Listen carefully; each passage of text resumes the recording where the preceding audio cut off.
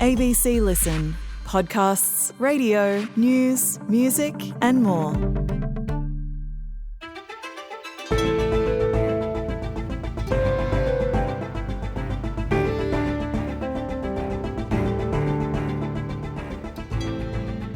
It might seem like they can get away with anything, but is the law finally catching up with the tech billionaires?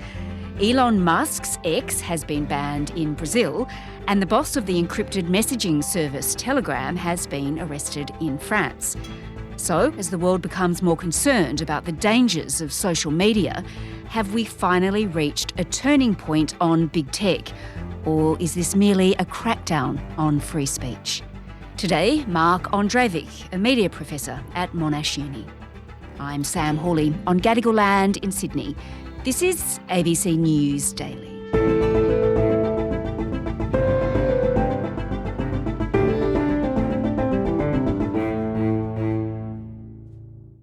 Mark, we're going to chat about these big tech billionaires, their power and their influence, and the fact that, well, there's a couple of nations sort of going after them at the moment. So let's start in Brazil.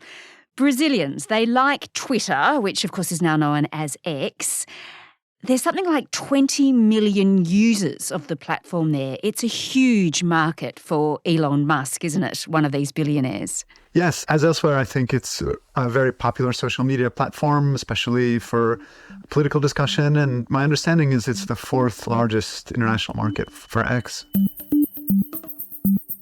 But over the weekend, Brazilians hoping to refresh their Twitter feeds were met with a blank screen. Tell me what happened. Well, there had been some ongoing disputes between Elon Musk, who runs X, and a judge in Brazil who had requested that certain accounts be taken down because they were spreading false information. And Musk refused to do that. And he also refused to appoint a local representative for the company who could be held liable in Brazil. And the Brazilian government shut off access to Twitter.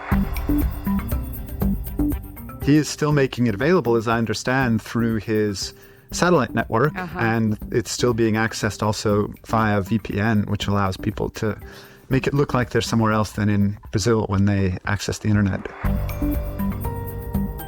Right, yeah, to get around the rules. What was the misinformation that the Brazilians had picked up on? What was that to do with, do we know? My understanding was that it was false information being spread by supporters of Bolsonaro, the former president, that were spreading false information about rigged elections, considered to be potentially harmful to democracy, to undermine credibility by spreading lies about how the electoral system was working. So what's Elon Musk had to say about all of this? He's been on X, of course, making his views clear. Elon Musk portrays himself as a free speech purist and absolutist. And his claim is he doesn't want to shut down or deplatform anyone because he wants the platform to be open and available to all for free speech. This is a somewhat hypocritical stance on his part because he has in other jurisdictions complied with restrictions to take down particular users. And he apparently does this usually because he feels some affinity for the government or because it's a big market that he wants to continue to have access to. And it's kind of an interesting question, the extent to which he will continue to deprive himself of a quite large market in Brazil, because as we know, the value of Twitter has gone down precipitously since he purchased it.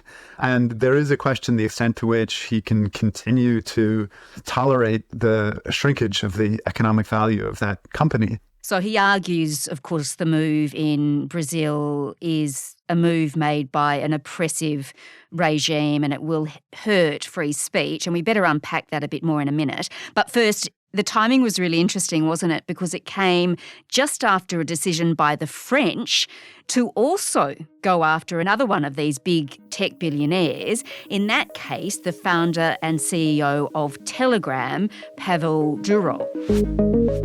The messaging app Telegram says its founder and chief executive has nothing to hide after he was arrested in France. Pavel Durov was detained when his private jet landed in Paris. French media say he's accused of failing to take action against criminals using Telegram. Durov, as you say, is the founder of Telegram, an app that he created actually when he was concerned about what he felt were intrusions on free speech in Russia. And he's originally from Russia, although he now has multiple citizenships globally. And he created an app that he wanted people to be able to use to be free from forms of government intrusion and censorship. There's been some interesting description about the level of encryption that it provides. Encryption allows messages to be shared between people in ways that cannot be read by others besides the sender and the recipient. That would be the case of end-to-end encryption. And Telegram does permit end-to-end encryption if you specifically select it for a one-to-one chat. But Telegram also provides one-to-many chats and group chats. Those are not end-to-end encrypted, but what it does still allow is encryption as messages travel through the internet, which means they can't be read by other folks who manage to capture them as they go through the internet. But those messages are stored, as I understand it, on servers that Durov has access to. And that may be one of the things that the French police are interested in.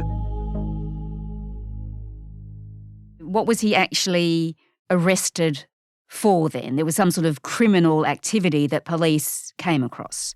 Yeah, it's not clear to me that they've specified the specific criminal activity, but there's certainly concerns about the possibility that Telegram can be used for circulating child sexual abuse material, participating in illegal transactions, drug transactions or other form of criminal activity. And it seems that the French police are interested in seeing what information they're able to get from the Telegram platform that may help them in their criminal investigations. But Durov has been very recalcitrant, not even responding to requests. And it seems they felt they needed to make their point a little bit clearer. So, when it comes to the overall principle, encryption does have a very important role to play in the face of oppressive regimes or in the face of investigative reporting, and even just in terms of private matters that people do not want to disclose publicly for potentially legitimate reasons. The fact that there are legitimate uses of encryption, that I don't think would absolve somebody like Durov from having to at least respond to legal requests in a democratic regime like France around legitimate criminal concerns.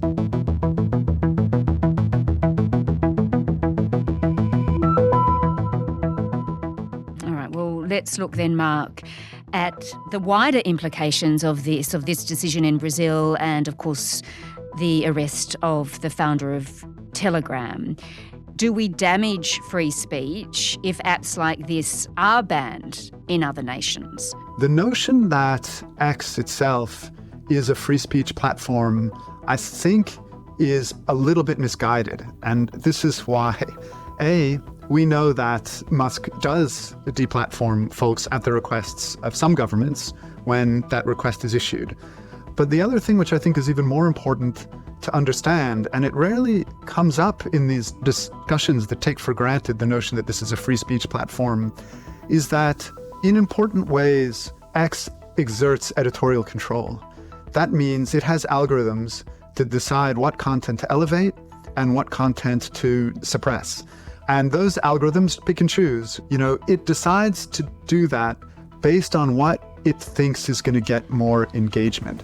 So that algorithmic curation, it's commercially beneficial, but it can be socially pathological because it's making money off of deliberately elevating the content that's the most sensational, the most attention-getting, and often the most polarizing, and very often not the truest. So this is not free speech in the sense in which the term is generally understood, which is that everybody gets equal access to voice their views. That's not the case.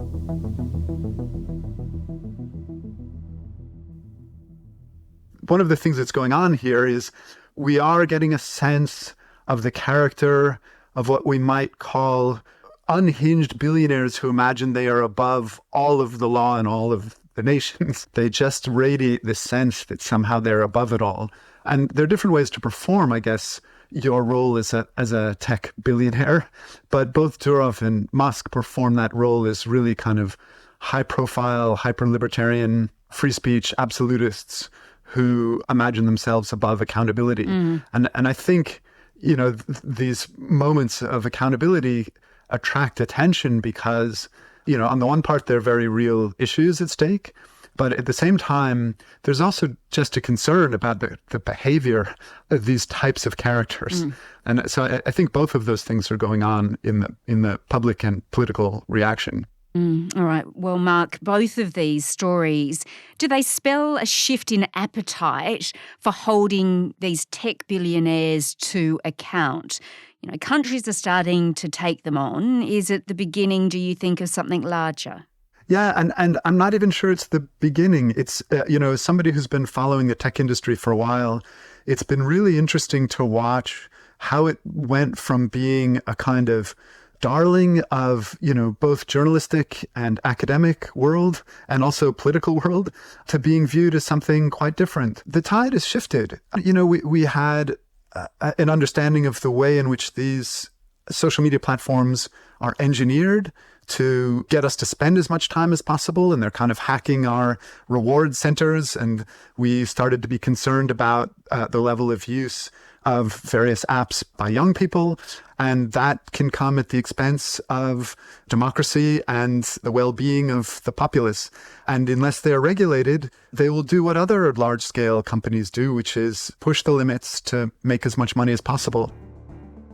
I think the tide turned a while ago, and these folks who've amassed so much power and are behaving in ways that look unaccountable to large portions of the populace and also to political players who are concerned about the role that these folks can play in the political sphere.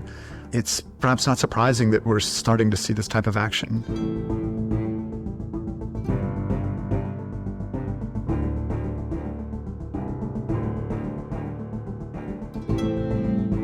Mark Andrejevic is a professor in the School of Media, Film and Journalism at Monash Uni and a chief investigator with the ARC Centre for Automated Decision Making and Society. This episode was produced by Cara Jensen McKinnon. Audio production by Sam Dunn. Our supervising producer is David Cody. I'm Sam Hawley. Thanks for listening.